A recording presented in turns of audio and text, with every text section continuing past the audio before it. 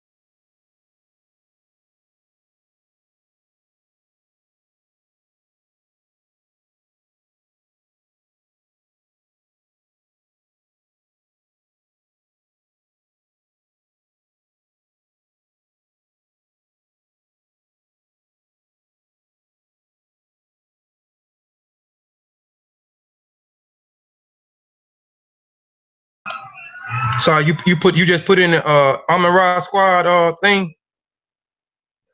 Yup, I'm over here sharing it with a bunch of joints that I Okay, yeah, that's good because I'm slow as I don't know what, man. I'm let me share a couple of more real quick. this computer stuff be crazy than a mug sometimes, y'all. Yeah. Hold on, let me I'm going to Team Osiris now. Mm-hmm. Be MBK group Group live, social group. I think Daryl done put it in the live. Well, shoot, no, it's already in here. You put it in there. Okay. I got it in the session. Let's see. Uh-oh. Now my computer taking forever. Come on. Yeah, Okay. you put it in you put it in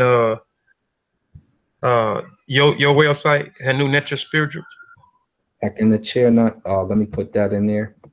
Yeah. Team a set.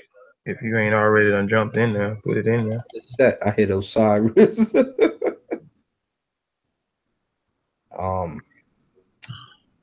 Let's we'll go real Kemet. The real where they at? What is it called?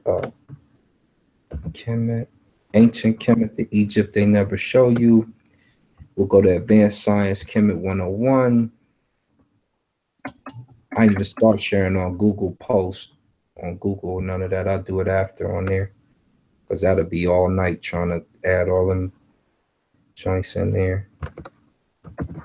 Let's go to Advanced Kemet Science 101. Let's hit a couple more real quick. All right, I'm finna. You know, I got it in there. Let me log in to see if came into the chat yet. Right. Then I'll go back. Hold on. All right. Let me see. Tab.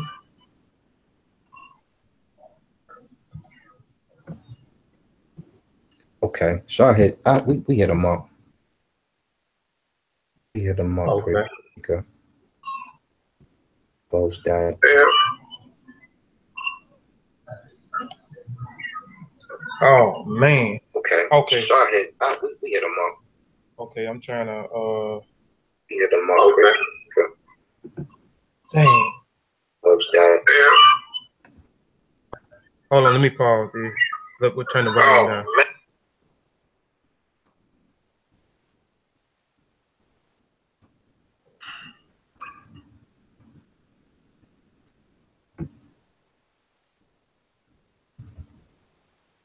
I'll throw it in one more real quick.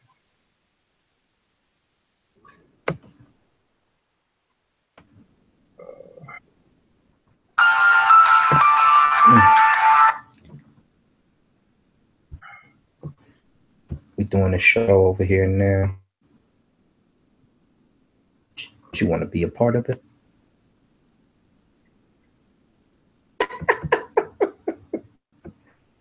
We about to go in on it now.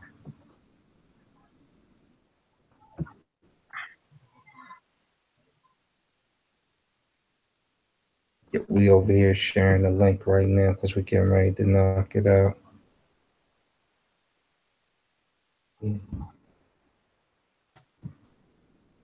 This part? Huh? You gonna edit this part or we just go on there? Just gonna go. I would leave it like that unless you show me when we get out there, but I'll talk to you when we get off. Yeah. Go up there. All right, so I can start call you in a few and then much well you could sit. Shush. I'll see you in a few, bro. All right. All right. That was the last one I put in there.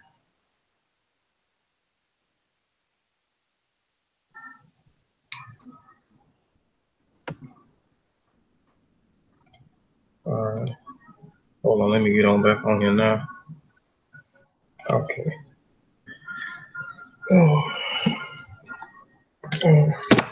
Let me log in right here. And then, man, we'll just go ahead and get started, man. Everybody else and just hop, let's do it. Hop on in, man. Yeah. Hold on in.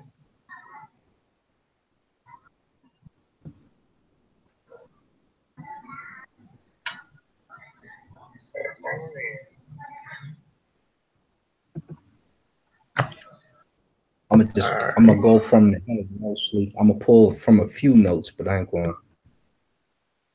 on the notes. Okay. Well, shoot. I'm gonna let you hop in. I'm gonna hop in that way. It'll be, you know.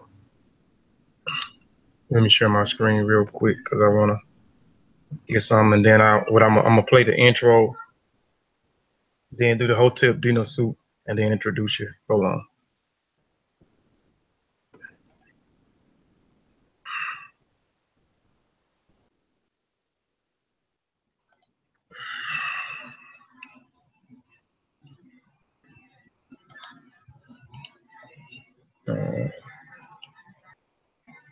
Is my screen showing?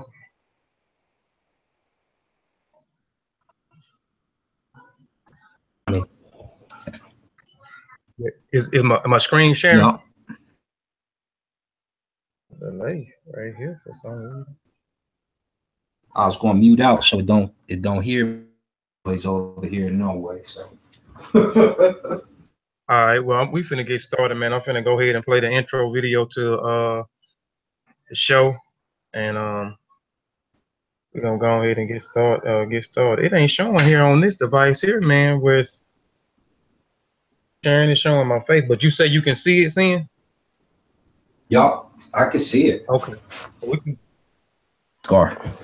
It's got the sister's face at the bottom. Yeah, okay. Well, let's go in. Let's get started.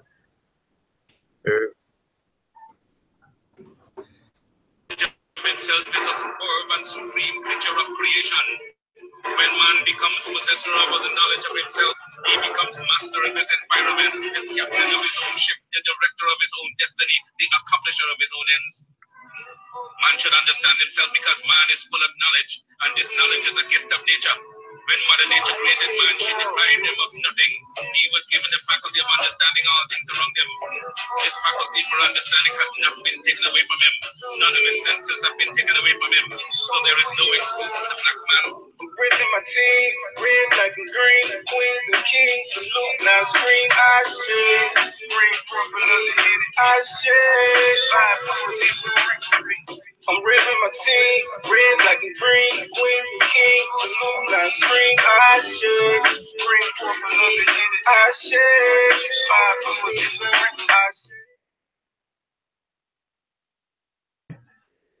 Get started. Today is Dr. Ben's birthday, so we're gonna get an offering formula to the ancestor today.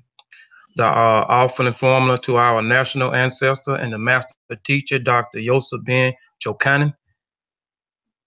Hotel Dina Sut Wusir Neb Jadu Necha Ah Neb Abju DF Per Haru T Hinket Ka Apet Sesh Minhet Het Nebet Neferet Wabet Unket Necha Im Nka In Ima Ko Dr. Yosef Ben Jochanan Makaru. And offering the king gives, Osar, Lord of Jadu, great God, Lord of Obitus, so that he may give a verbal offering in beer, bread, ox fowl, alabaster, linen, everything good and pure in which a God lives. For the Ka, he revered ones. Dr. Yosef Ben Jochanan justified a truer voice. Uncle Justin, Uncle the judge, and if you burn it on,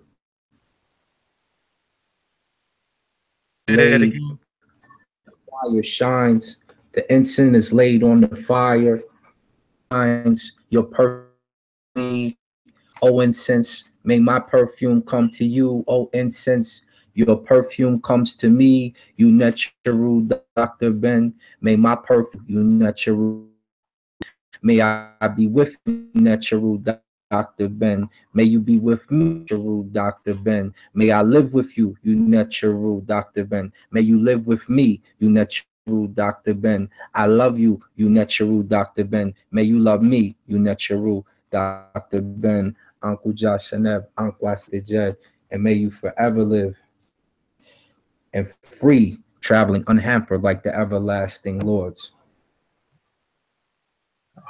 All right. All right. So we just had to give honors and reveres to the late great Dr. Ben. Today I got on the show with me Asar M. Akah, and today we're gonna be discussing the four cosmologies of of Kemet. But first, I want to say Duau Aku, ETM, Hotep, Rini, Kofi, Paisai, Mojube, Oleran, Mojube, Odemare, Gun, Mojube, Iba E, Egungun, Kiki, Egungun, Fahmu, Iwa Pele, Fahmu, uh, Alafie. Now,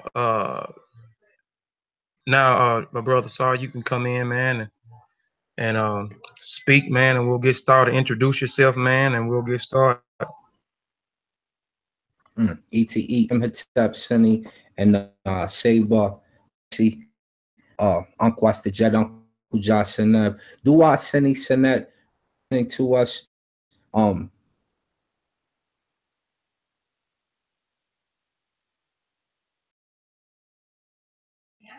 You froze on us, Sin.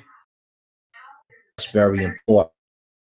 The brother Kofi invited me on to discuss the cosmogony and the cosmology today.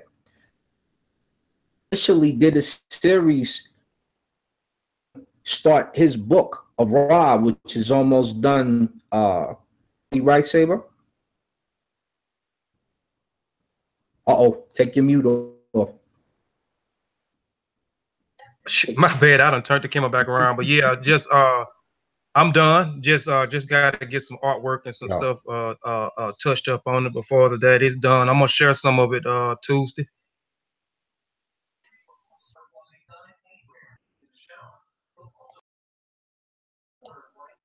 Absolutely. So, you know, make sure you guys purchase that when it comes out.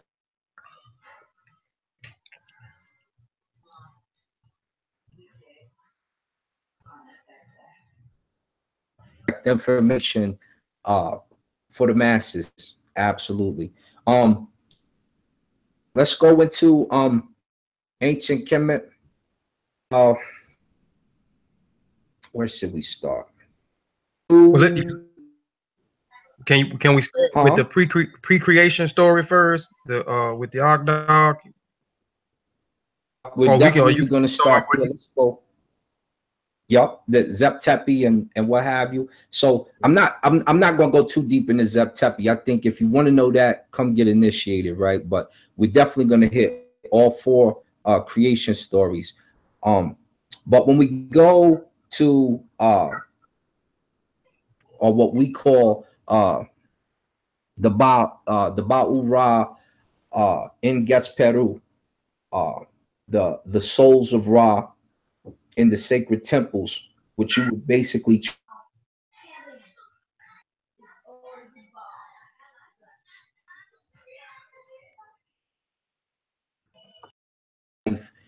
hold on, Sam. Can y'all hear Send that Lisa, can you hear Sin Asar? Because he's breaking up on my end. I just want to make sure it's y'all can hear him loud and clear as he go in, and then we go back and forth with a discussion. We ain't gonna keep you too long. We're gonna keep you about an hour. So can y'all hear him? Send that Lisa, can you hear him right loud and clear? Or it's on my end for it is him freezing up. Might be me freezing up, which is not good if that's the case here. So make sure you keep checking me on that to make sure I don't go too far and hear me. Yeah, she says you going in and out. Okay. So let me can you guys hear me a little better now? Yeah, I can hear you. Okay. Saber Kofi, if I start to go out. I was saying, looking at what we call the Ba'u Enges Peru, or the sacred text, souls of Ra, the houses of life. When we go to the text and we start to look at the cosmogony and cosmology, if you want to put the whole story together, you start at the newest one first. I would probably start at Edfu, or I would start at Thebes.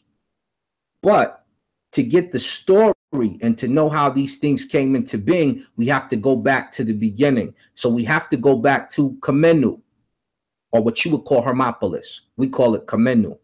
And in Kamenu, we have what we call the Pesejetu.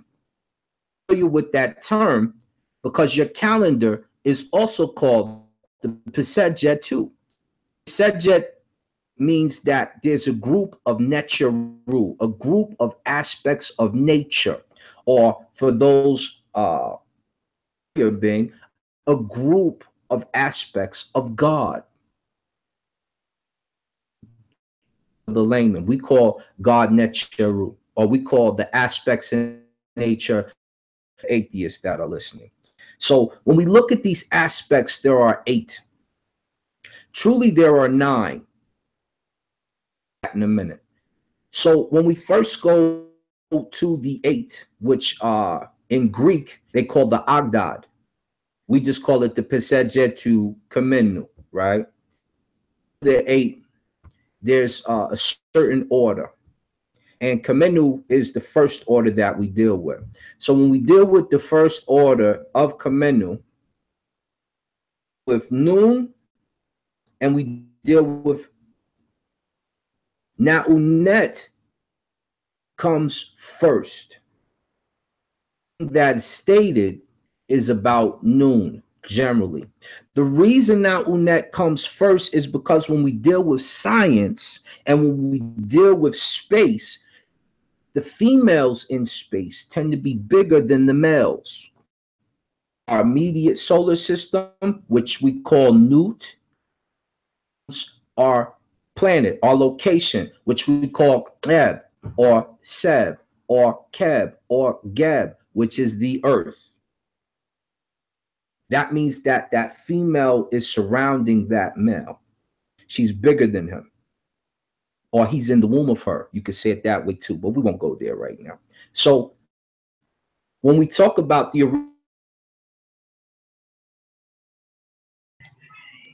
You're breaking up on us again, Sin. You break it up on us again. And they both have aspects of each other within each other. So scientifically, that's what we have there. Now, Unet and we have Nun. They represent mass, or the Pa'ut, aspect of nature. And we say that now Unet always existed. The Nun always existed. Always. This is what our text states to us. Then we come to of the creation. I want to go. So let me remember real quick. So we have Nun and Naunet. We have Hehu or Hu, as I call them, or if you really want to be really ancient and if you really do your homework like I did, you can trace him all the way back to the Kuku people or the San people, as you would say, and you would say, Ru. This is why you always hear me tell Seba Wujao, I believe the ancient Medu Necha had clicks in it.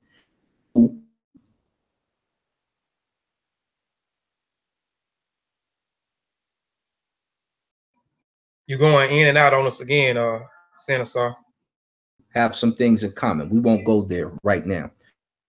But when we talk about Hu and Hehuet apart, we're talking about eternity or everlastingness or infinite or foreverness. That represents. The next one would be Ker and Kerhet. represent darkness and light, right? So the aspects of those natures, right? And then the last one would be Amun and Amunet, which represents hiddenness. So unseen, the unseen aspect. And text about Amun and Amunet, it says at no time was any part of the creation Amun or Amunet. Basically, what we'll cover that later. I'll touch on that later. Sam, Yes, sir. you kind of breaking up a little bit. Nasir said you kind of going breaking up. Which part should I come back to? I just go back to where you was talking about Key and Key. Just go back where you was So yeah, Care and Carehet are basically those are your earth elements. They represent earth, right? So when we talk about Noon and Naunet, we're talking about water.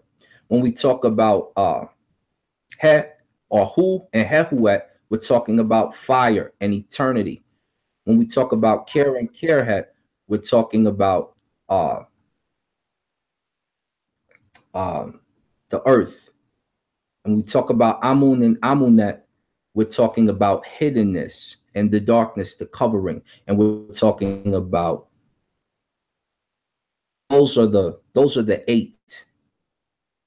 Jehuti, verbal mouthpiece of all the Netcheru. Everything speaks through the aspect of Jehuti, describes the sexual right of Jehuti, because they convey the knowledge from these aspects to us.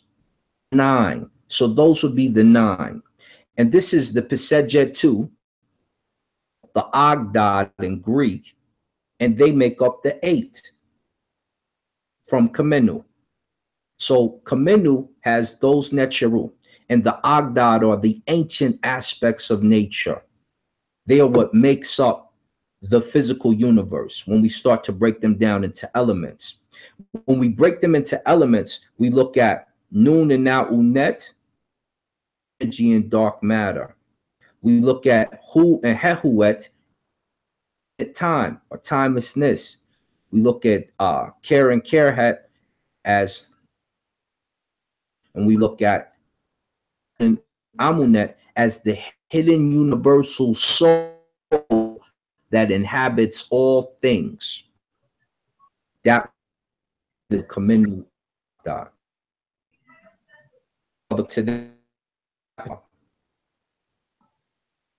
cosmogony.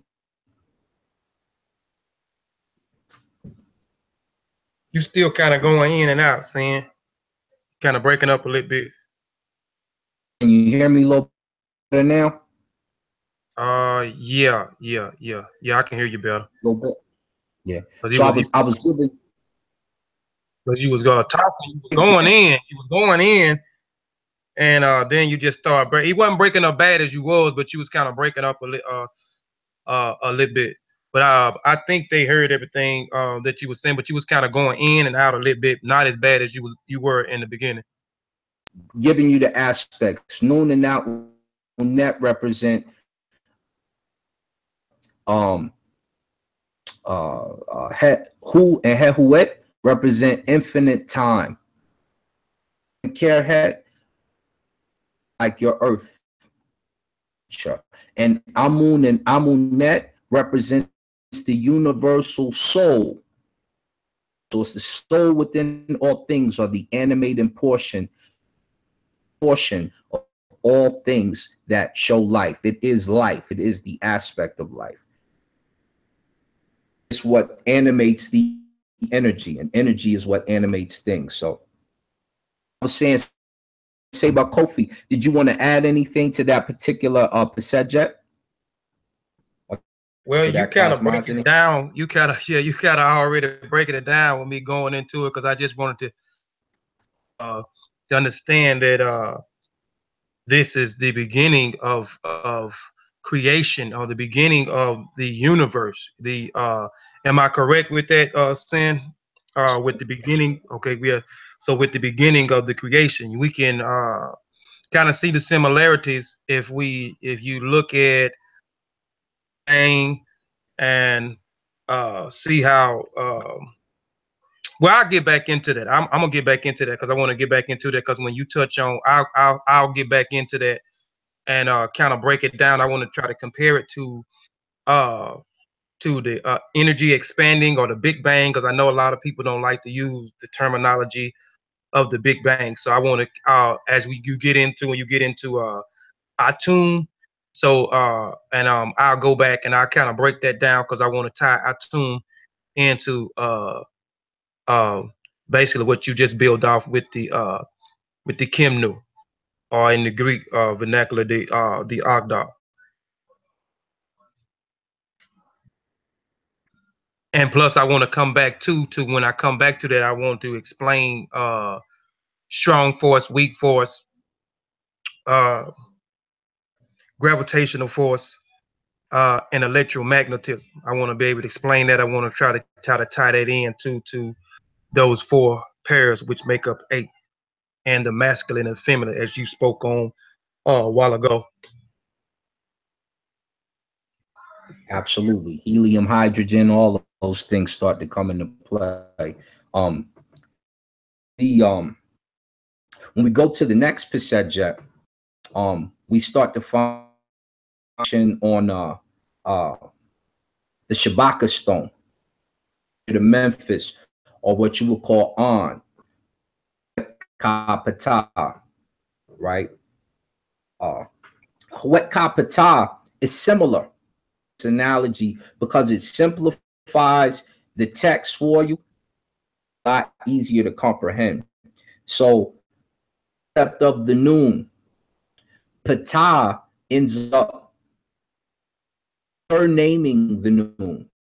He becomes basically his aspects start to become the noon, and the first thing that he does, the Ben Mound stand on, or in particular, what you see Asar standing on, which is Ma'at, foundation of Ma'at, pops up, right? So Ptah basically, and he stands on Ma'at, foundation around Ma'at, or Ma'at is the big deal is right now. Brother Jehuti Ma'at went in on Zion Lex about. But Ptah stands on the mound that is called Ptah's body is basically made up of the noon and Naunet. Her name for the noon. Things into existence. Shu and Tefnut mate and create other Netcheru from there. When Shu and are created, children would be Nut and Seb. Your universe, wind and moisture, Nut, which create the earth and your immediate soul, which is Nut and Eb, or Seb, if you will, whichever one you decide to use. But say is why they put the G, because they see that this is coming koi from the Maasai people. So you start to get an idea of how to enunciate these words when you go deeper into the African scripts and you don't just pick up an E.A. Wallace Budge book. Not that that's a bad thing, but just so that you can get it from your ancestors accordingly. So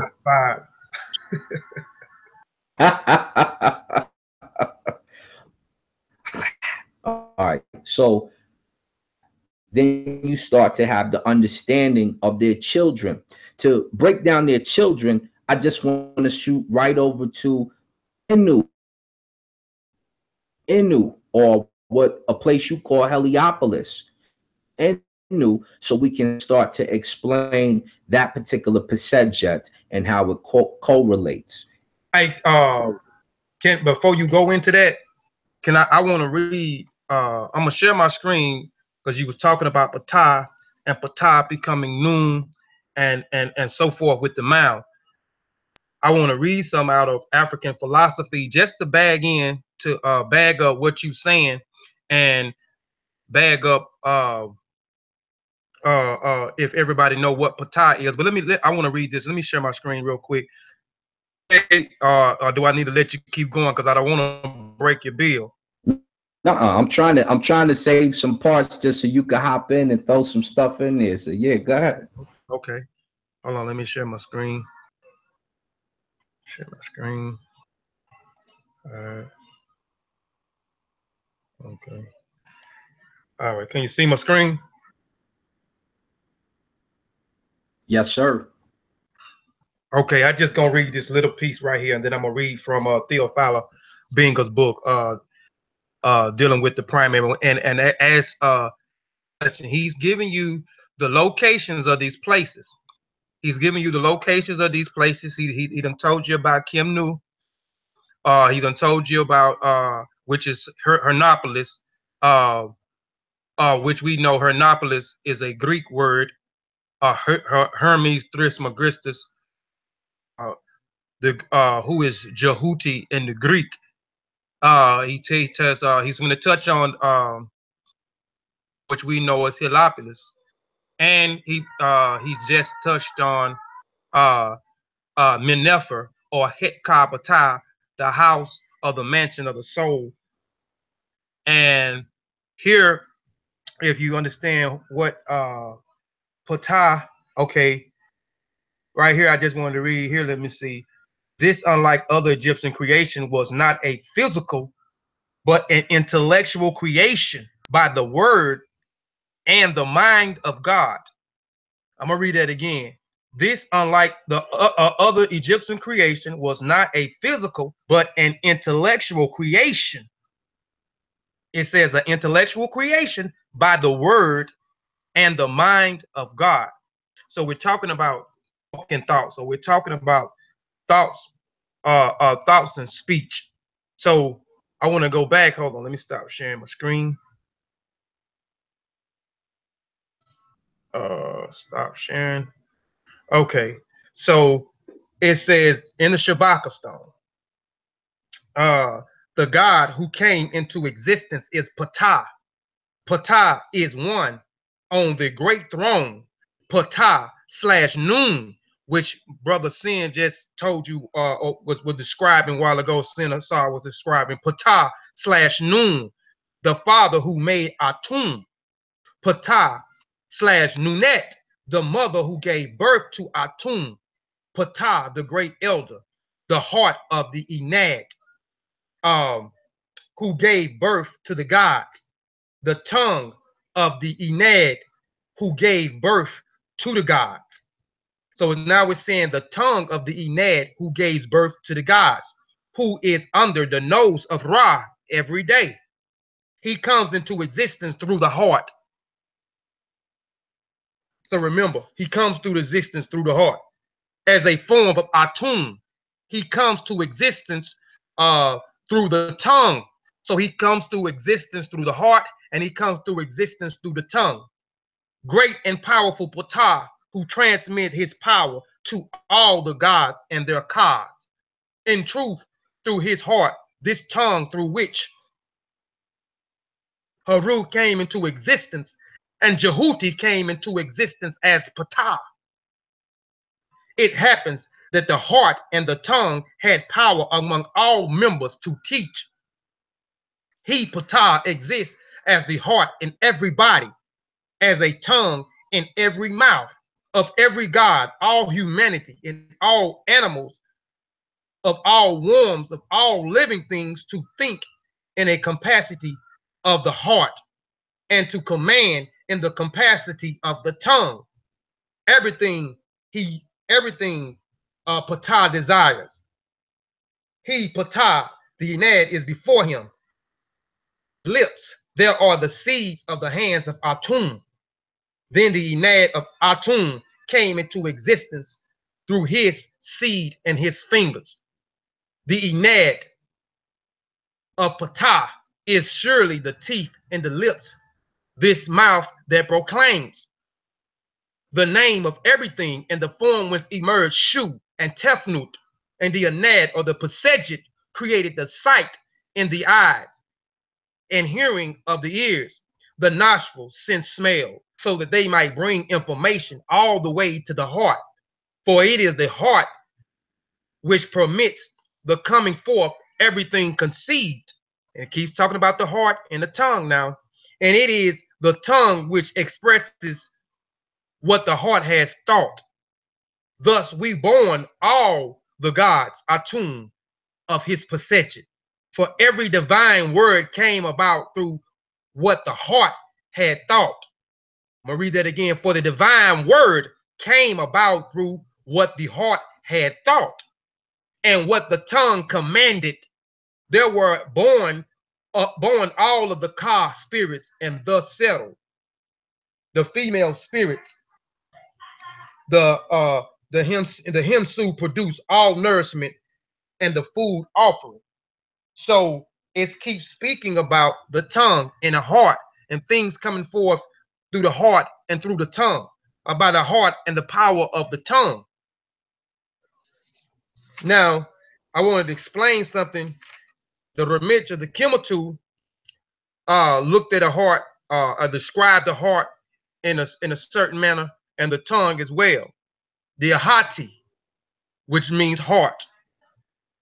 Plural, Hahati, which means thought. Ib also means heart. It means mind, understanding, and intelligence, will, desire, wish, and attention. In this context, the Memphis thinking, the heart is synonymous with the comprehension. The tongue, Ness. Speech is the practical expression of the thoughts of the creation of the demerge. The issue here is that the absolute defiance of the power of speech. The word is discourse as a creative force. Egyptians or the Ramich of the Kemetu in the age of the Nasut believed staunchly in the effectiveness of the ritual of magical discourse. The creative heart conceived the ideal of the universe. The tongue, by utterance, command, implemented the ideal. So the heart conceived the ideal of the universe, and the tongue, utterance, the command, implements of the ideal. Of the Kemetu refer to the Ahati of the Ib, which is the heart, as thoughts. And we know thoughts are spoken words. So things came in existence through the heart and by the command of the speech. That's why when I went back and I read, when I went back and read where it had said here where it says, unlike the Egyptians, creation was not a physical, but an intellectual creation by the word and the mind of God. So now you understand when I read that why it said not by the physical, by the intellectual creation, because the Ramich of the Kemetu referred to the Ahati or the Ib as thoughts or as intelligence or the mind or understanding. You see, and through the mind by the words of the mind of God. So he brought forth things from his heart and by the power of the tongue, or by his mind, which is the Ib or the Hati, and from the power of the tongue. So I just wanted to share that and just kind of co-sign what you were saying in the beginning, Sin. Absolutely, you 100% correct. Jehuti is the heart of Ra. Asar is the soul, and we have a full breakdown of the body because we are the body of Ra. So we are the double, we are the Ka. So we are Ra. We are Ra. Yeah. In essence, without, and we were created by Ra. You did not exist without a sun.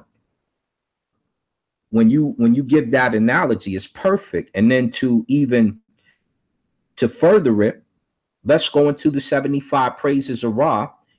Really see how Ra creates. Well, let's The not give first, them. Hold on, see. Let's not give them everything, but yeah, let's go into it because see, I want to come back and do something. I'm gonna do something Tuesday on the 75. okay, But we can go into it because I'm gonna do like a whole presentation. I'm gonna do a whole PowerPoint so we can kind of talk about it and just kind of get them okay. amped up. I'm going to go into all of them. I'm just going, those first 10 podcasts way back in 2012. The first 10 deal with the creation. So when we're talking about the creation, things that being, it tells you, it says, the first one says, praise be to thee, O Ra, exalted Sekhem, Chem, which is Ci is power, Chem is black, circle, bringer of, which is what we all have, form. You rest in secret places, creations in the form of the Necher Atum. It says Tamit Tum. So we know it's talking about you rest in this. We're talking about Amun. Doesn't film means complete? Right. All right. And when we go to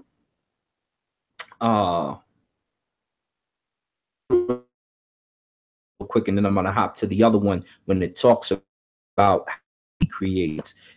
It says, praise be to thee, you, O Ra, you creative force, who spread out your wings, who rest in the duat, who make the created things which come forth limbs. So this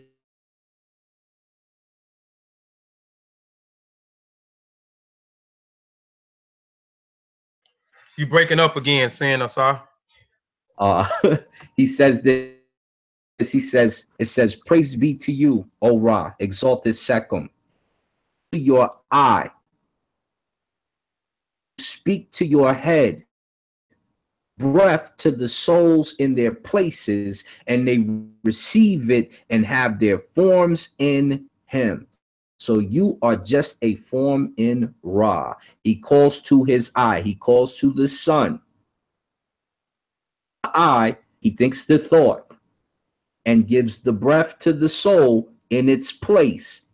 And your form is created there. So we have a formula in the 75 praises of Ra concerning how you're created and how you are brought into being. As he calls to his eye, and you know the eyes of Ra are the sun or the moon. Since he's talking about the creative faction, we know he's talking about the sun. And should we go to the next cosmology? Yeah, that's fine. If you want to go a little bit further, man, you Nah, I'm gonna save some for you because it's now there are 70 songs. Oh, the 70 songs of Ra are sang by Set. So if you want to get into some more of how the choir begins, etc., you may definitely want to dig into those songs because they talk about creation, things that you should know. You know, as a teardrop of Ra, a sunspot of Ra. right, because he created the children, or he created people from the tears of Ra. And I think the word for Ra is almost similar with the word remich, or it plays off the word remich, which we know remich or original people. And I can't exactly remember the word in the sesh for tear. I think it's uh remich, not remich, but it's a play off of the Ra tears, the word remich, but I can't remember right now exactly what the word for tear in the sesh, but it's something similar to remich because that's where the word remich comes from.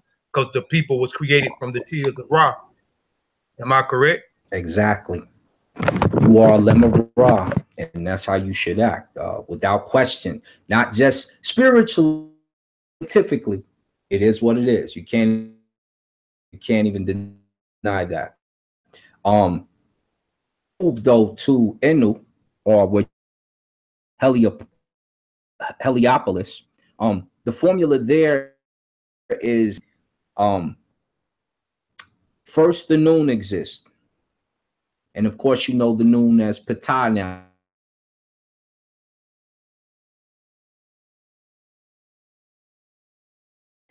You breaking up on us again, Sin.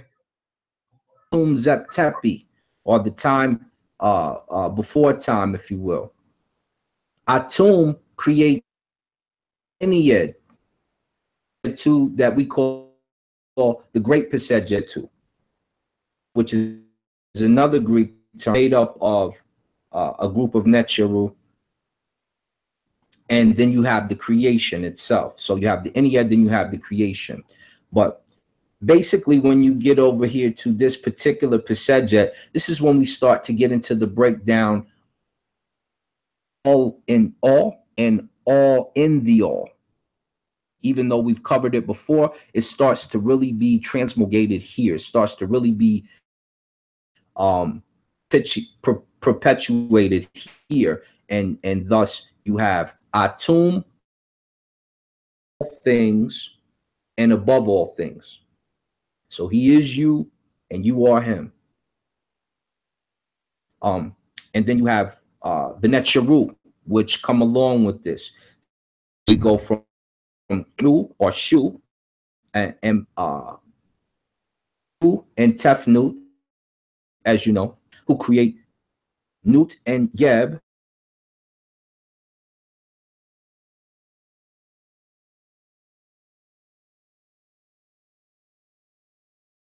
Heru. Hey, Sin, you bag up a little bit. You broke up after you got the Shu and Tefnut. You kind of broke up on us, and we couldn't hear what you said afterward. Gotcha. So Shu and Tefnut, and then you have Seb and Nut, or Geb and Nut, the Earth and your immediate solar system. 5 Netcheru that Shu and Tefnut make. Particular Netcheru or Asar, the Elder Heru, Aset,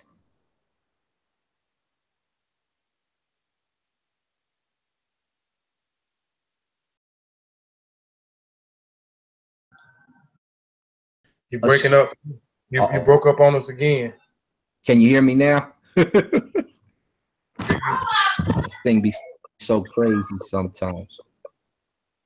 Asar, Aset, Nebhet, Set, and the Elder Heru.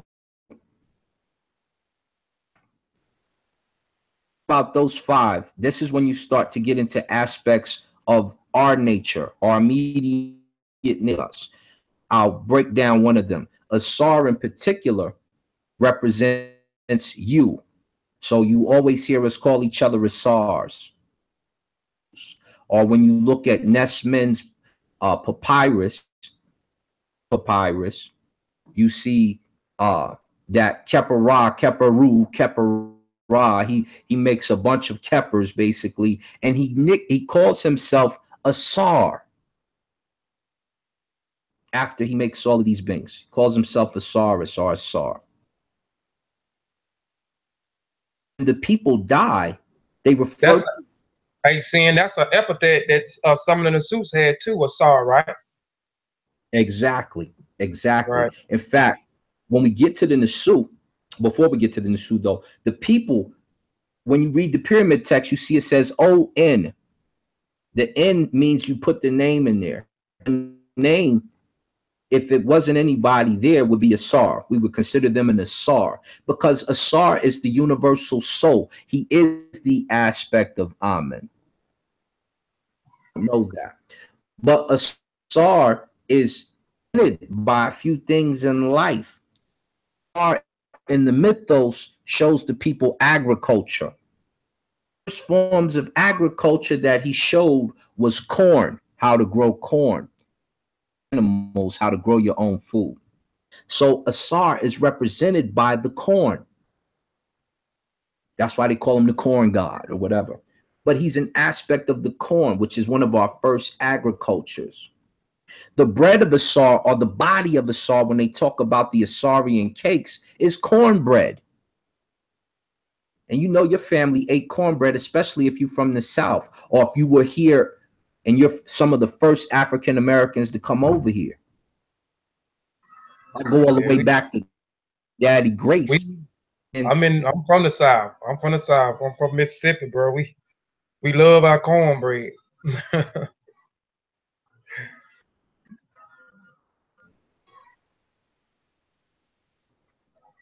You still here? Yeah, I'm still with you. Yeah, I was just saying we love our cornbread here too. So you've been eating the cakes of Asar for years. Busting them down. For years. And who I think Startarian Church, if I'm not mistaken, just pulling from my brain. He used to always say, I'm an Egyptian. And they touted him as if he wasn't a Sioux. Force Christianity upon you here. And then if you get a book called Drums and Shadows, that you can get for free, Drums and Shadows, you can even get it on Sacred Text. You can see your ancestors describing not only the locations where they came in at, but the nature and their thought processes concerning.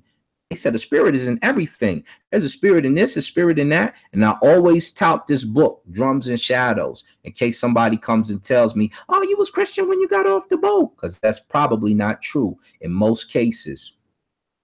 So it's a case and study of those who came over here from Haiti, from those who came over here from Jamaica, basically port stops, and then brought over to America from Ghana, Senegal, etc., other land. So Drums and Shadows, you can get it for free. Pick it up. Make sure that's a must read, must have. I know brother Kofi. You said Drums and Shadows? Yes, sir. Yes, sir. You know I'm gonna get you that book as soon as we get off. So please do. It'll break down some of the Illa Ifa, some of the Akan, all that stuff.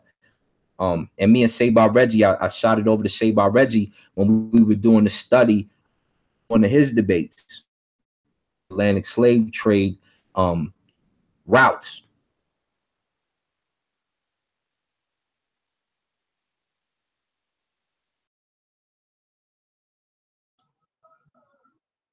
You done broke up on us again, Sam. Oh, I'm sorry. Can you hear me now? Yeah, I can hear you. So I was saying back. Well, what you were saying? Oh yeah, I was saying back to what we were talking about though. Asar represents that, and Asar also represents the trees.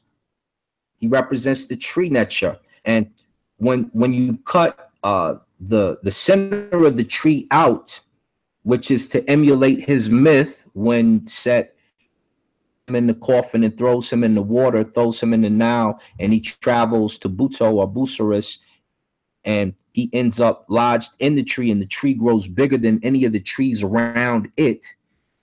To cut it down, Set gets word of this and comes to Buto, and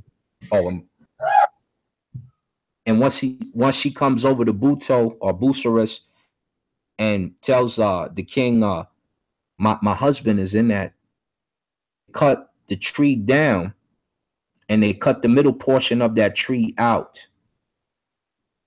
And that is the ritual going forth. It represents the Djed pillar or the backbone of Asar. Isn't that tied into the story where Set sailed to find Wusir, as his brother had him to fit in this coffin, tricked him to fit in his coffin after he was jealous and he set sail somewhere. Is that where the story of the Jed pillar derived from? I'm asking for clarity. Yeah, I don't know if the story originates from that, but I know that part of the mythos definitely derives, from the Djed column. The Djed seen early in its early forms, it looks like a tree. What we see now, New Kingdom and Middle Kingdom, we start to get that shape of the little Djed column that they always show. Mm-hmm. Original, before it looked like a tree shape, and you may not even notice it if you're not familiar with Egyptian art. If you're not familiar with ancient Ramesh art, notice it. So once you get familiar with things like that, you can start to look at per ankhs and per ahs, and you can start to tell the age of them, things of that nature. If you just went there and you knew the art, but you didn't know what city came first, you could notice show the Djed column. That's one of the things that you could look at descriptively and start to judge the age of who built, where it comes from. Those are one of the deciphering notations of it. Because in the old kingdom, you don't see any of that new. You don't see that till you start to move towards the middle and the new kingdom. But as I was saying, that's what Asar represents. So he represents the tree, and during the month of Kahir Ka, we pulled it up like they used to do. When they would do the play set, and they would lift the Djed column up. They'd be like, hold fast, and lift up the Djed column, etc., etc. And once you lifted that column up, you lifted up the backbone of Asar. You've lifted up the backbone of the people. You've lifted nature above all things once again. So Asar represents a lot, and we could go all day into each deity, each aspect of nature that represents sacred blood, etc., which is why you see her knot, the Aset knot, as they call it. There's so much that we could go into, and we won't. We don't have that much time. So the aspects of Enu, right? So you had Shu, and you had Tefnut, who birthed Nut and Seb and Nut birthed Aset, Set, the elder Heru, and Nebhet. And when they do that, you start to get what you expect on Earth, different aspects of nature on Earth. The king represents, when he passes away, he represents the old Asar, because Asar inherits the king's. Asar inherits the inherit inheritance, which is the earth, which is himself. He inherits that, and then Heru inherits his father's, which is the earth. So he takes Asar's place on the throne, and he becomes the ruler of the earth, And or that's the why president. so much when you're dealing with Asar, man, and the epithet of the Nasuks, taking on that epithet of Asar, as you was explaining. So many people don't understand and get that confused, and they'll actually say that Asar Husir actually existed because they can find the body, but they don't understand that. Hold on one second. Absolutely. But yeah, Absolutely. so I was just saying that because a lot of people, because in the past I hadn't heard it in a while, but in the past I would try to explain exactly what you're saying, and these people, they would say that no, he actually existed. So I would try to explain the natures of the nature. This was one of the reasons why I did a presentation. What is the nature / nature ooze? last week to try to get some confusion down. But you know, I over the past I have heard a lot of people say that Osir or Wusir or Osar actually existed because we found the body, we found the body, but I had to explain to them every king would get the epithet of Aksar, and then I would try to go in and explain it, but it still wouldn't make any sense because they don't understand the language or even understand the culture of the Remich Matu. You're right. Now, here's the only thing. I don't know how true this is, but this is what was stated, right? Now, this part of E.A. Wallace Budge had me trying to think. I said, okay, if they say they found that, now whose study shows the particular head, right? So this is what he says. He says, in an old housing area, particular ancestor they called the Tsar that basically buried the body and let the head stay refreshed up outside of the particular location. And head was supposedly either Kintihen no Fair, which you know a Tsar takes Kintihen no Fair tribute slave. I don't know the case or if that's his body. Records have been found of that particular report that I know of. So some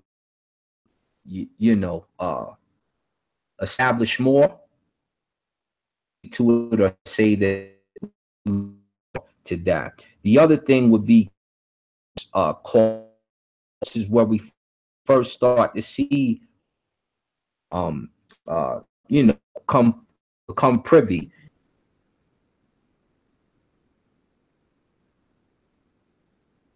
exposed, and his coffin was a coffin of the sorts, but to believe too we don't.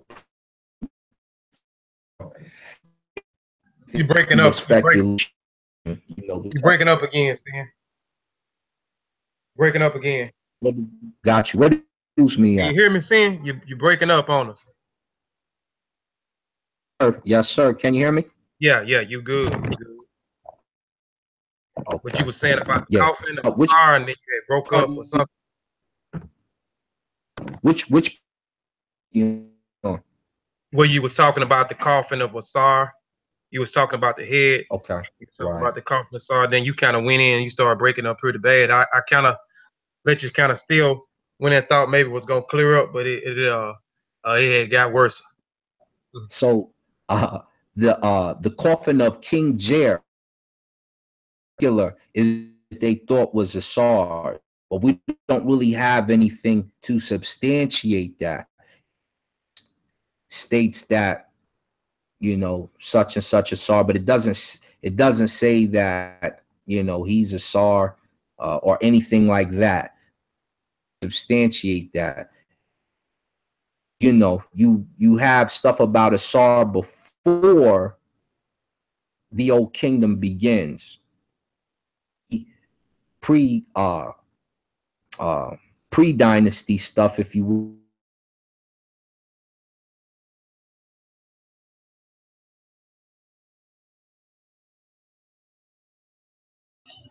You broke up again, saying I couldn't hear you.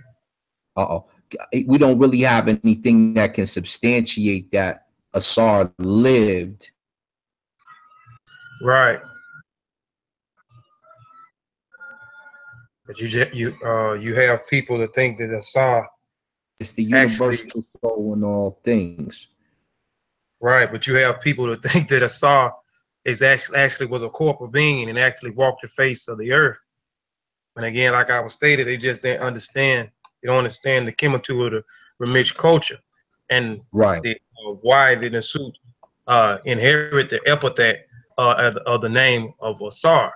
So that's why we have people go around and make the statements that Asar or Usir actually existed. And that's again too the lack of understanding. Right, the lack of understanding the forces in nature. The forces in the universe. Right. The closest we can come to saying that is the Maasai's clan, the Ilisar clan of the Maasai, basically made out of a Maasai family. They are the medicine men. That's among and pronounce it Asar. So that's we know where Asar comes from. Can say Asar and be okay. I call above Shu. Also know that the Messiah believed in an ancient, which they called the Necheru Kap, and the Necheru Kap or Kepara. So we can say Kapara or we can say Kepara because we have an actual African has this station, but like that, and you don't in the earth is so. If you talk about the Ilisar clan of the Maasai. Okay. I don't know too much about them. I'm gonna have to check that out. Look that up. Yeah, and the Maasai language. Hmm. The last part. Yeah, I'm gonna definitely check that out. Let's go to Thebes. Oh, go ahead.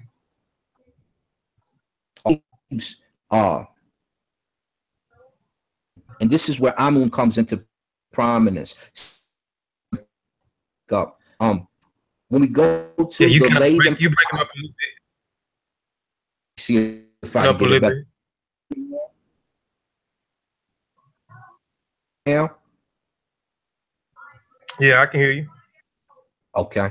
So when we go to the Laden Papyrus, we go to the 80th chapter.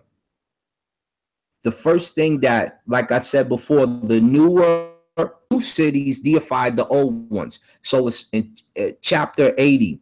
It says, the 8 were your first manifestation until you completed these. Secret was your body among the elders, and you kept yourself hidden as Amun at the head of the Netcheru. So he's telling you that he manifests as the 8 Netcheru or the Agdad first. You made your manifestations in Tatanen to accompany the primeval ones in your first primeval time. Your beauty arose as the bull of his mother. You know, the bull of his mother is referring to Asar. And then it continues. You withdrew as the one in the sky, enduring as Ra. You returned in fathers, maker of their sons, to make an excellent heritage for your children. You began manifestation with nothing, without the world being empty of you on the first occasion. All Netcheru came into existence after you. So this is we're going into that papyrus. And as we go further, it says this, chapter 90. It says, the Ennead combined is your body. Every Netcher joined in your body is your image. You emerged first. You inaugurated from the start. Amun, whose name is hidden from the Netcheru, oldest elder, more distinguished than these, Tatanen, or Atum, basically, who formed himself by himself as Ptah. The toes of his body are the 8. He appeared as Ra from noon, so that he might rejuvenate. He sneezed as Atum from his mouth and gave birth to Shu and Tefnut, combined in manifestation. He appears on his throne as his heart prompts, who through his power rules for himself all that is, who binds together for himself the kingship forever, down to eternity, established as the sole Lord. And he keeps going into being the great cackler or the great honker, if you will, talking about the different methodologies of the universe and how the universe came into being. And that's the Laden Papyrus. You should read it. Must read. And you know, that's the breakdown of the creator. You know, this is why we say Amun Ra. Amun the hidden force, Ra the physical, the seen force. Right. And they do correlate and they do overlap. And I call them overlapping Netcheru because some Netcheru are the same as other Netcheru in different aspects. So there you have it. That's a breakdown. If you have any questions from the room, by all means ask. We can definitely get to them. Yeah. Do any of y'all in the chat? 'Cause I think we got 4 or 5 people in the chat. That y'all got excuse me. Got any questions? And I know a while ago, a guy, I don't know if he never did reply back. He was saying that the audio was messed up. I don't know if he clicked in when you was going in and out. I was asking, was it the audio, uh, uh, real bad or what? But he never did reply back. He never did reply back. He put it in the session with the link I put up under there. He was saying the audio was kind of messed up. So I don't know if he clicked in and then you was breaking up and then the brother clicked back out or what. So but if Audio any suspect. You know, when I'm in here, a lot of times it breaks up like that. That's why I was saying stop me if it starts to break up like that, and then I'll just start over. Because I'm just pulling it from my head. Just pulling it. you sound damn good right now. I mean, that's the clearest out of when I heard you tonight. But it's clear. It was kind of going in and out a little bit. You were going in. As soon as you start going in, it start breaking up. You know what I'm saying? Then I tell you to stop, and then you'll kind of go back and digest. I mean, go back through well what you was talking about. But I don't. Let me see. I was trying to see if anybody had some questions in the chat about all 4 of the breakdowns of the the creation stories or the cosmology story, and which they ought to be a little bit familiar with, because I was gonna stop you, uh, uh, Shu, Atum spitting out Shu and Tefnut, Birth and Gib and Nut and Asar, Usir, Aset, Nebhet, Satesh, Ru, but I kind of went in on them a little bit the other last week. I kind of went on the Netris.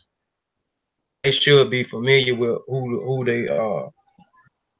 those Netchers or Netchers are. Fathers Gib and Newt dealing with the heavens, or the sky, or the atmosphere. Gib dealing with the earth. Um, Shu and Tefnut Moshka.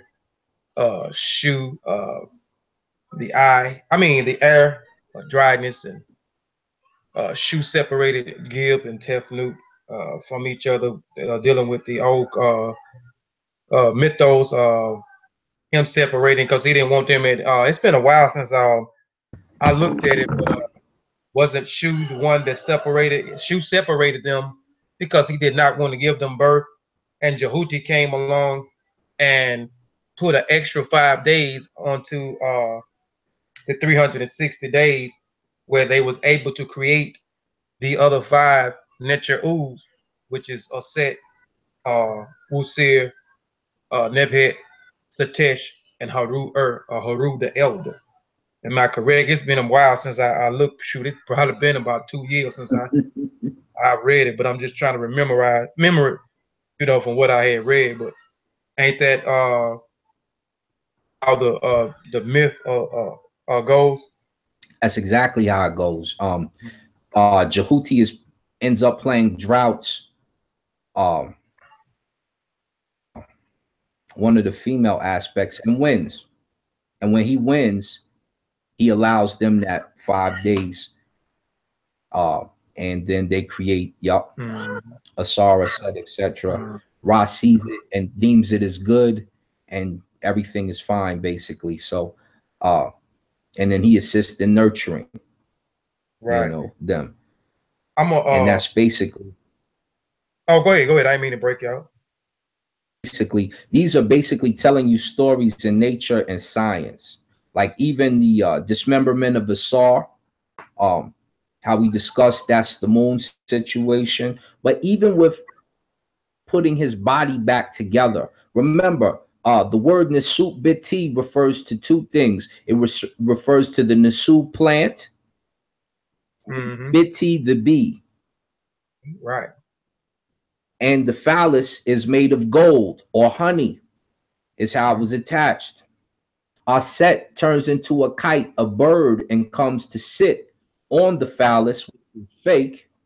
And Right. so, thus, you are looking at photosynthesis and the story of the birds and the bees right in your face. But most people don't understand the deepness of the mythos. So, when you know the mythos, when you understand what's happening and the science that our people are putting behind telling the story, it starts to make sense for you. The Nasu plant, be the king, the bird coming over, photosynthesis, extracting the seeds.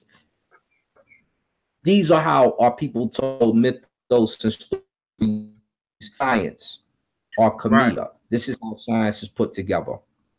Right. I was breaking that down too on my presentation I did last week. The same thing. These myths, these allegories, was told, in a story format in order for us to remember, but it was told in a basically with things that we see on the everyday basics to explain things in science or to explain uh, the forces in the universe and the forces in nature, the principles that are innate uh, in us as well. So they told them in these story formats. You know what I'm saying? Just basic fundamental principles of forces of natures and forces in the universe and within ourselves. So We look at, and to build on that, when we look at the Aruscope, then there a calendar, um, things that come into play, right? So of course, this is where you get your days from. This is where you get your hours from. But they broke up the sky in sectors into 30. They have 36 deacons. They have 20, 30. They break them up in 10 degrees. We named each hour of the day a different aspect of nature. But one thing about the calendar, the Pesejetu, which is what the calendar is also called, that, and I read something and then I looked at it myself and thought this could be true, is that there are 59 Necheru, and they're broken up in sectors where you could possibly say that the Ramesh are the first people to come up with 7 days in the week.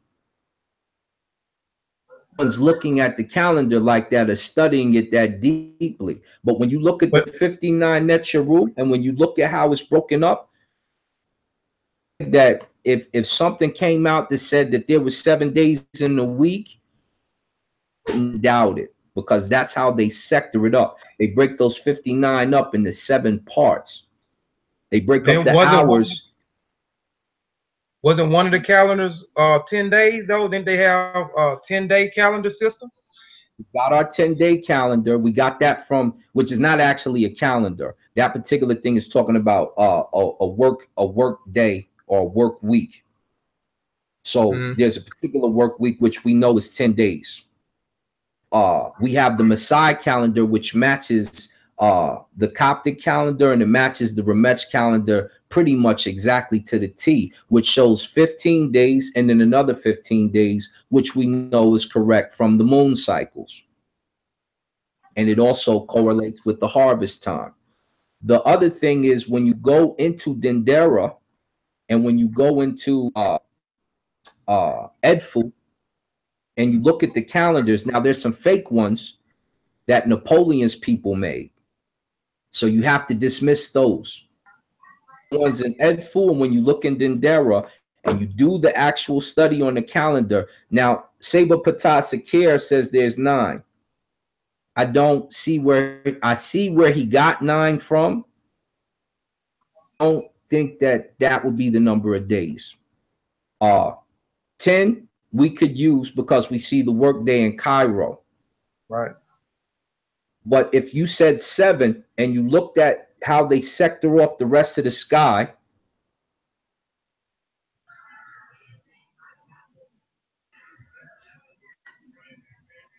You're breaking up again on us, Sin. computer may do it from an actual location, trying to put together a calendar, what you call it, you know, like a symposium, so everybody can present their information. If someone says 7, those 59 Necharu and how it's divided, you can't really argue with their point. It would be very difficult to argue against their point from the calculations. Now, a lot of people don't do the math, and they accept the Alexandrian calendar, which we know the Alexandrian calendar is wrong. Right. Remember, the original Ramesh calendar had 360 days in it. Those 5 intercalated days came from the reform that Ptolemy made. So before that, and we know why the calendar didn't always start with the new year the same, or at least in the same place, because they wanted each Necharu to be venerated at different times of the year. They make that in statements, and the Greeks back that up. But when we talk about when they started, which is in July, and it's matching with the Masai calendar, we got a lot more studying to do before we can say this is this many days or this is that many days, or you know what I'm saying? 10 we can definitely do. Yeah, because I had put together that, man, that's been about this been 2005. I put together a presentation on the calendars and the days, and then I had me and Atiba Sekou, our great elder, and our Seshu Ma'ani Metaneta group. We created a calendar, and we kind of orchestrated it. It's kind of confusing. Incorporate the calendar into the calendar that's, you know, the calendar that we go by. So, but some of the days were off, and some of the days transition into the next month, dealing with the Ramich calendar. So it was kind of confusing. It looked confusing, and present that information on there, man. And now that we talking about it, I'm probably gonna go back and like revisit it and pull out some of my books and pull out some text and stuff, man, and probably revisit it, man, and try to touch it up, man. And maybe, you know, we can come back, man. We kind of talk about it, but I want to let you look at it too. Look what you see what you think about it. I showed got it, man. I have so much stuff, man. I just be forgetting about it, man. But Put I'm it definitely out. Go back.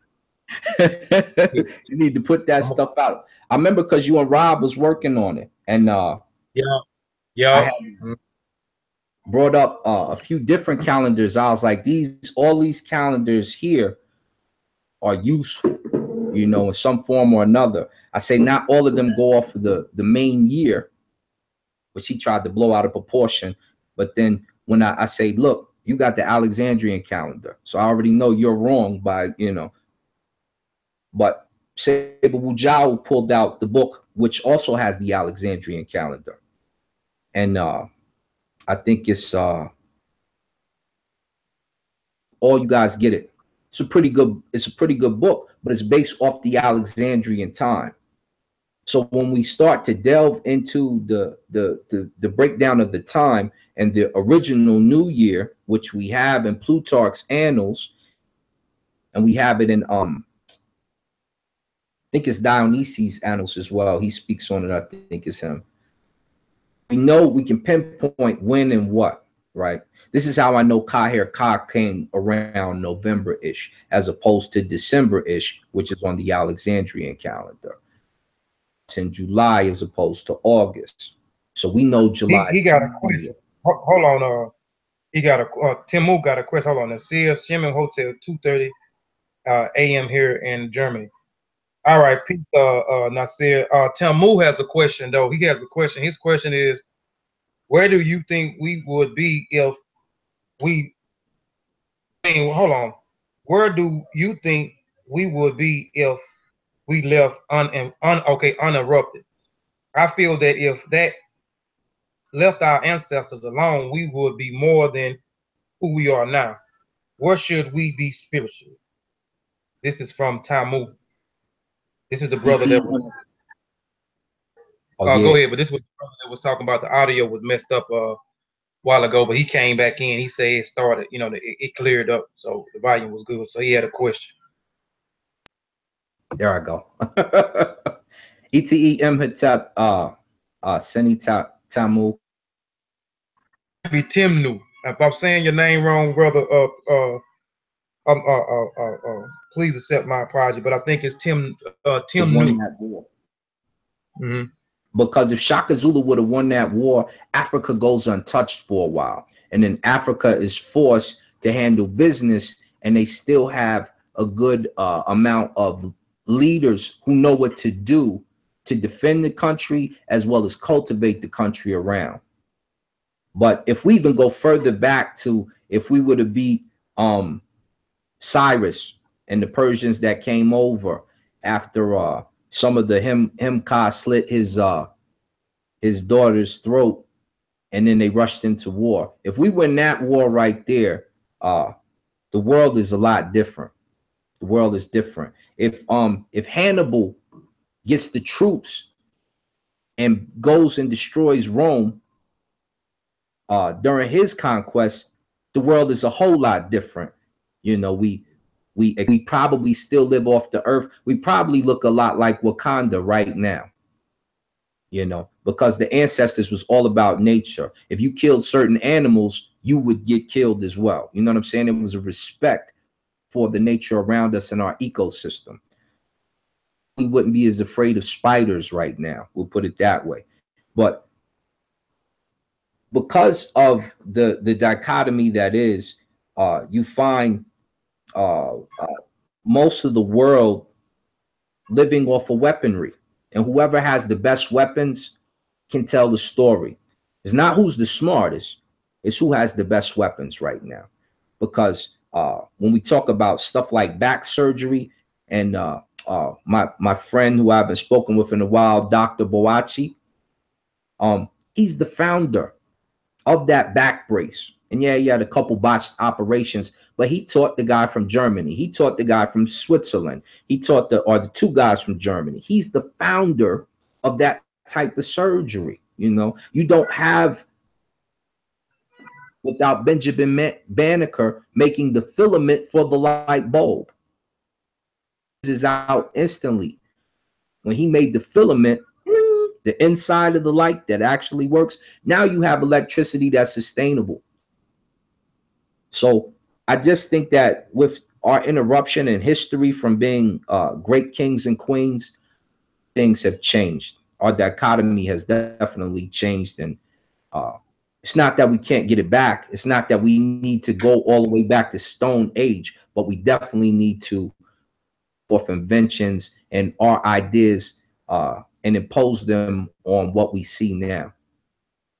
So is it, I mean, and that was a good question he asked, but even with dealing with that, I mean, like if you go back and you look at, just look at Kemet, and we look at Kemet had a pre-dynastic.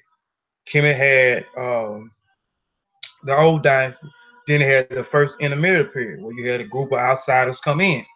Then you had the Middle Kingdom. Then you had the second intermediate period dealing with the Hyksos. Then you had the New Kingdom. Then you had the third intermediate period. I mean, and a lot of times we look at it, we are so welcoming people. I mean, will we have to change our mentality where we was always welcoming people in? Okay, we have this. Come in, we don't mind. And once we come in and show our kindness, that's when we get taken advantage of. So, I mean, whether you look at the Syrians, you look at the Persians, you look at the Greeks, you look at the Romans, you look at the Arabs and so forth. A lot of these people we welcome in. You know what I'm saying? We welcome in. Hey, we'll teach you this. we'll show you this, we'll help you this, and then these people, you know. So I'm saying we will probably have to change our. We would. I think the only way those things would have happened then if our mentality been different. But we are so kind-hearted people, and we always trying to lend a hand and help anybody. And I think that was our biggest downfall. Us welcome them in other people, because I see the same thing going on today. We we uh we take care of shoot. We're taking care of other. We are taking care of other people. Anytime we get something going for ourselves, we instead of taking care of ourselves, we always, what I'm saying, okay, well, we got this going on. Well, won't you come over here and you be a part of it? And once they come over here and be a part of it, what happened? They end up taking it over. Our organization, the same thing. Our organizations get infiltrated, or we try to, bring other different groups of people in, what I'm saying, to share our fight, or and it just get taken over. So I think our mentality would have to would have been different in order for us not to been invaded by these group of insiders. I just think we were just too kind, and we still too kind. But I understand why, because I mean, we are not beasts. We're not beastly. We're not savages. Like, we are savages and we are beasts. And our ancestors ran around Africa with bones and in their nose, and had sex with monkeys, which that's incorrect. But that's the picture that the Western world try to paint. Try to paint this picture for our ancestors, but we wasn't beasts and we wasn't savages. They were the beasts and they was the savages. And that's why they was able to do some of the things that they was able to do: come in, kill, steal, and destroy. And that was not our thing. Yeah, we were definitely more melancholy and very we were loving. And even in, you have to even look in our text, we say they're like we would call them our children, right? And that's because we knew they didn't have civilization. So, we always were about building and taking care of humanity, because we know how you came about. And knowing how you came about and being your forefather, we looking out for you. We didn't look with the intention to destroy you, was not there. Some people just get taught you're a hater. Even now, in the neighborhood, if you drive my car, reputation, and you drove through my neighborhood or your neighborhood, you're gonna get some haters. It comes with the territory. Likes to see you on top if they feel they're on the bottom, and it just is what it is. So, Yeah, that but was we a had a great long question. reign. Well, we had like 100,000, about 100,000 years. You got the Khoi people at 70,000 BC.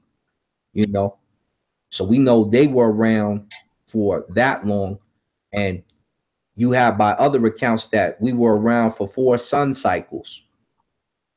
So if you know what a sun cycle is, that's about 26,000 years. To 25, you want to get all precise, but that's 4 sun cycles. We ruled the earth, and now you have other people in control for about 100. So A hot minute. terrible, yeah. A hot minute. It just they just been ruling for a minute. That's it. Just a hot 60 seconds. A hot 60 seconds. So, we gonna get back there, man. We got a lot of work to do, though, man. We got a lot of work to do. But yeah, I had wanted to keep it like an hour, man. Probably a little bit over an hour. Well, I'm gonna say an hour, because see, we kind of got started a little bit late because talking and then trying to put the links into the chat. So it's probably get a little over an hour. All together once we got started, because I think we started around 6, might have been like 6:20, something like that. So and if ain't nobody got any more questions, man, we gonna get up off here. And if you got any questions, that you may not think about, just put it in the chat in the video at the bottom. We'll get back to you. Me and Sin sorry M Kai will get back with you. We appreciate y'all, the ones that came in and tuned into I want to thank you, Asai M Kai, for coming on the platform for the second time, and breaking down those four cosmology stories and going a little in depth on some a few other things, man. I appreciate you, man, for being on the show. You got any last words, man, before we get off of here? Do I say before inviting me? It's always a pleasure. You know, I'm about seeing the family flourish. Come to praisethedivine.org, praisethedivine.org. That's praisethedivine.org. We'll be putting up some classes up there. I'll be building more. You'll find papyrus is on there. A lot of information I'll be starting to drop on there. I build the site myself. Don't worry about the make a donation button right now. It'll come available soon, and there'll be some classes on there. And watch my man Kofi Pezzi. You ain't ready unless you watching Kofi Pezzi. That's right. It's Pie Side, Kofi Pie Side TV. And brother has another question too, before we get off here too, Sin, because I can't speak on this because I don't know about this. He says, have you heard of the artifacts found in the Grand Canyon? I don't, I can't speak on it because I haven't heard it. There's some metal nature, I think, in the Grand Canyon, if I'm not mistaken. Yeah, there artifacts there for sure. You know, there's artifacts in Mayan culture. We can go to Australia, and see some ancient African artifacts there as well. So you're absolutely right. There's tons of stuff that's around. Certain dating has an issue on occasion when we come to carbon dating some of these things and some of the authenticity of those artifacts. But there's definitely some in the Grand Canyon. I've seen a few documentaries on those, and yeah, it's there for sure. Yeah, I'm gonna have to check that out too, because I hadn't really, like I said, I couldn't speak on it because I hadn't, I don't know too much about the artifacts being in the Grand Canyon. But if you got a link or something to some of the articles or something, man, you got Tim New, man, put it in the video chat, man, once it's off with, man, so I can check it out, man. I can get up to date on that information too. Also, that's all you wanted to say. You got all your information out with with your classes and with your Facebook channel and your other stuff that you got going on. You got some other stuff that you might want to share? That's it. I mean, you can go to HKN space NTR new word, and you'll see me, or look up Asaremka, AUSAREMKA. You'll see it. And don't forget to check on the Maasai clan, the Kalenjin people, yes, and the Maasai people as well. Dig into to that archaeology there, because remember, the ancient Ramech people are just the Africans of today. All right, and Tuesday, I was gonna try to do it tomorrow, but I'm not gonna even, because I hadn't even, which is not gonna take long. I'm just gonna take some stuff from my book, but I wanted to add some stuff to the PowerPoint, some stuff that I didn't have in my. I'm not gonna take out of my book, but I'm gonna do. We touched on the 75 names of Ra. We're gonna go further into that. You heard me and Sin Asar said that we are Ra. Ra exists in every and all things. So I'm going to try to show that in a PowerPoint presentation Tuesday. I'm gonna show some. I'm gonna show the primary, the lenses of Ra. We're gonna go from the lenses of Ra. We're gonna break down some of the stuff on the lenses of Ra. We're gonna go into some other stuff about Ra, some stuff about Amen or Amen Ra. We're gonna go into some stuff about that. We're gonna compare some stuff dealing with you know, science. It's gonna be a lit sciencey too, as well. So be on the lookout for that. Tuesday, I'll probably go live. I'll probably go live about 7 o'clock, and I may do it. I'll let y'all know if I'm gonna do it on the channel or to go live from Facebook. But either way I do it, immediately if I go on Facebook, immediately afterward I'll download it like I did my last presentation I did last Tuesday. So if you hadn't checked out the Netcher, what is the Netcher/Netcher Ooh, go check out that PowerPoint presentation. It's on the page as well. It's up. You can check that presentation out, and then get through with the 75 names of Ra, the 75 praises of Ra. You can check that out. Actually, I suggest that you look at it when you have some time and go back and look at it in 3 parts. Look at the what is the Netcher/Netcher Ooh, and so you can get up to date on what is the Netcher Oohs, and then come in following right after that with the 4 Cosmology, the creation stories in Kemet, the show that we're doing today, as my brother Asar M. Ka went in with the 4 Cosmologies, and then that'll set it up right for the 75 names of Ra that we talked about also on the show. So those will be, when you get some time, 3 different videos that's talking about the same thing, but which each video you'll get a more and more and more understanding of the Netcher Oohs, and the cosmologies dealing with the Ramich or the Kemet culture. So again, I'm probably gonna go live about 7 o'clock, but I'll let y'all know. And immediately afterward, it'll be downloaded if I do it on Facebook. But if I do it from the channel, I'll let y'all know I'm doing it from the channel, and I'll put the link inside the box. Please go and subscribe to the channel if you have not subscribed to the channel. Please subscribe and hit the bell. I'm trying to, if y'all can, I'm trying to get at least 1,000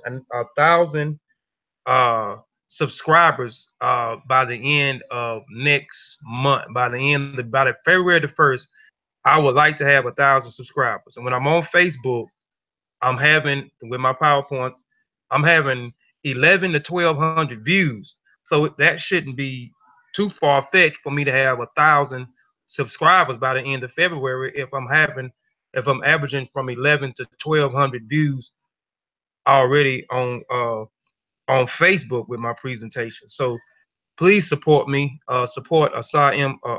Ka as well. Go support him in all his endeavors, his channel. Support the brother when he come out with his class as well, because I definitely want to be in the class as well. But just support us, man, and please subscribe to the channel, man, and hit the bell button. And yes, hit the like. Yes, also hit the like button. Hit the like button. On that note, I want to say Shimon Hotep, Dua Uaku, or Igungun Kiki, Igungun.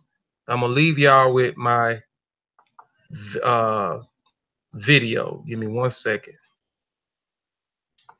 as we go out with the video.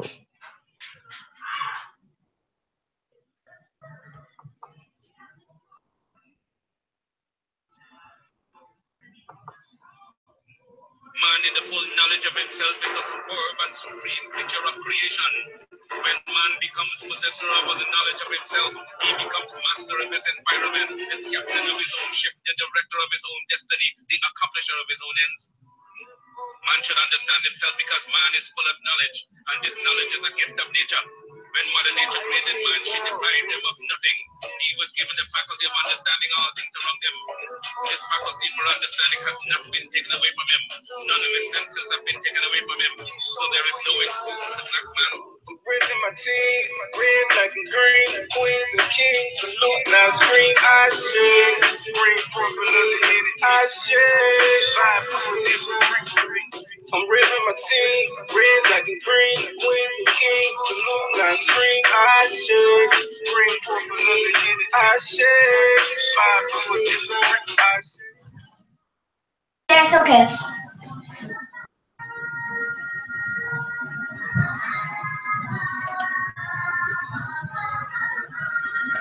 All right, and we